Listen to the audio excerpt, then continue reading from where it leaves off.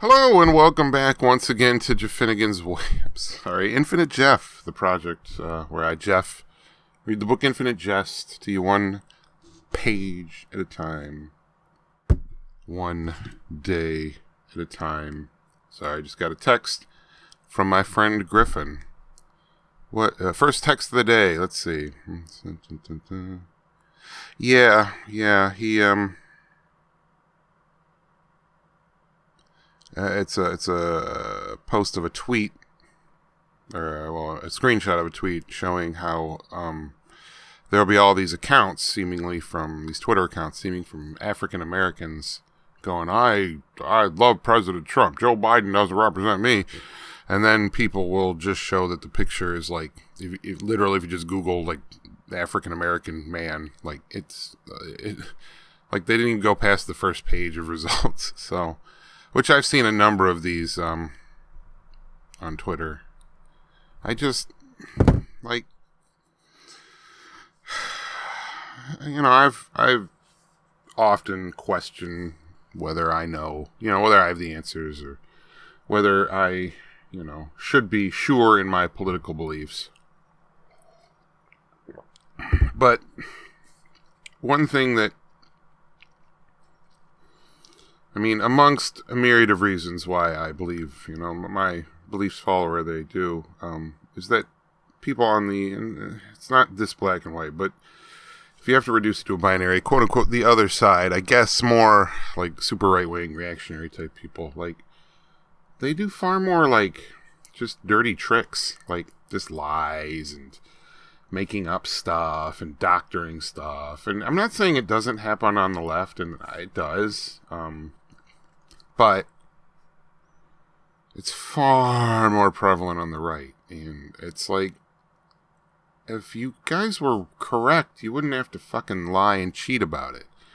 Like, if you knew at least your argument would be one that plays. And that's the thing, is like, present your argument, but be honest about it. That's what I don't like, is when you don't own the things you believe, when you try to sneak in something under the guise of something else. Like,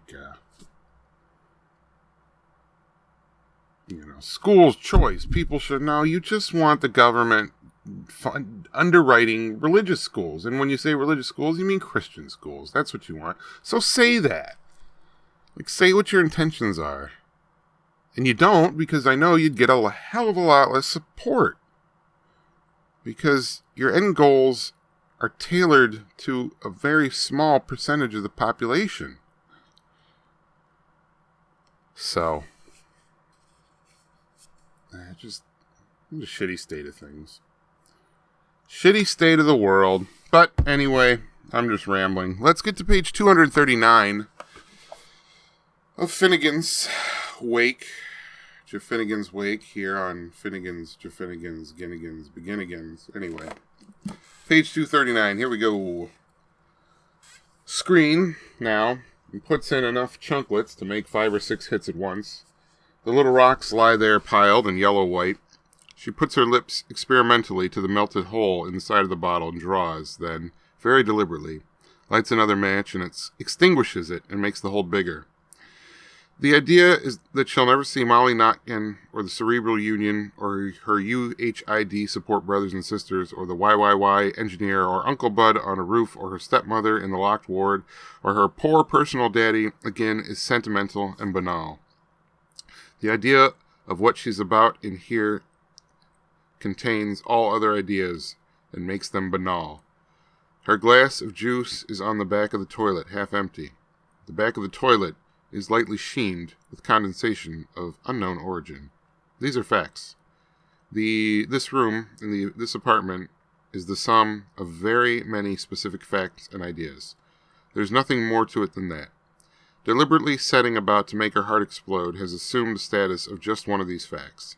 It was an idea, but now is about to become a fact. The closer it comes to becoming concrete, the more abstract it seems. Things get very abstract. Concrete room was the sum of abstract facts. Are facts abstract? Or are they just abstract representations of concrete things? Molly Notkin's middle name is Cantrell. Joelle puts 2 more matches together and prepares to strike them, breathing rapidly in and out like a diver preparing for a long descent. I say, is someone in there?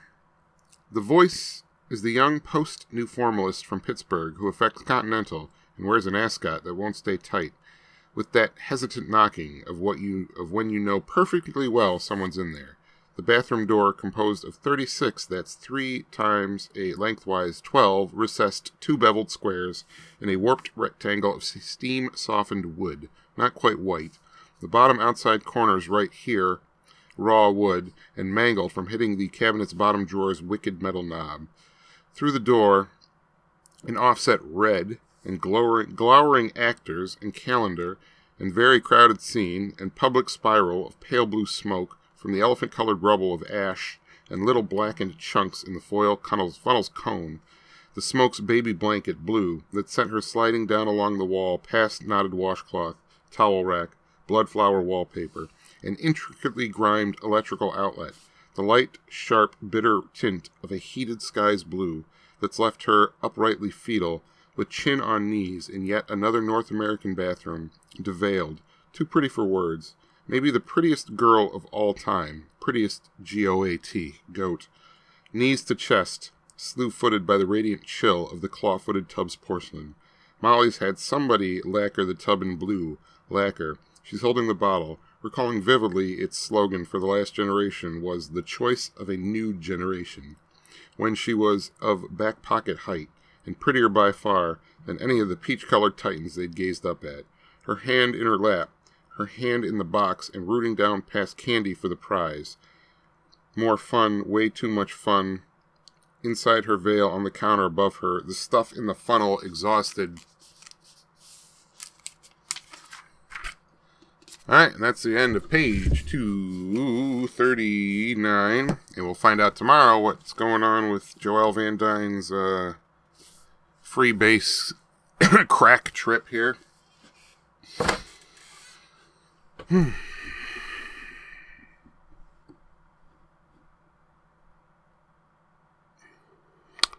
currently October 14th, the year of our Lord, 2020. It's 11:29 a.m.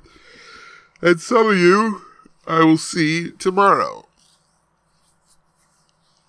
And I love you. And good night.